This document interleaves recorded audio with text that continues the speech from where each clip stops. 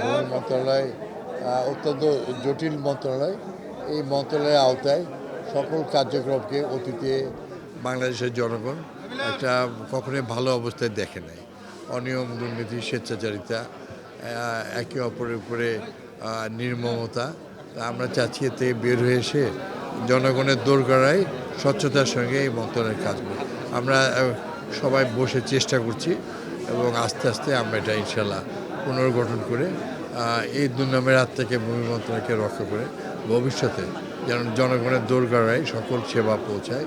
সেজন্য আমি আমার সঙ্গে আমাদের মন্ত্রণালয়, প্রতিমন্ত্রী, আমাদের মন্ত্রণালয়ের সচিব, অন্যান্য সকল পর্যায়ের ডিজি যারা আছে তারা এটা বলছি। এই হিসেবে আমরা এখন ওয়ান স্টপ সার্ভিস চালু করেছি ঢাকায় পরীক্ষামূলক। এটা খুব দ্রুতই বাংলাদেশের সকল জেলায় ডিসি অফিসের পাশে বসবে।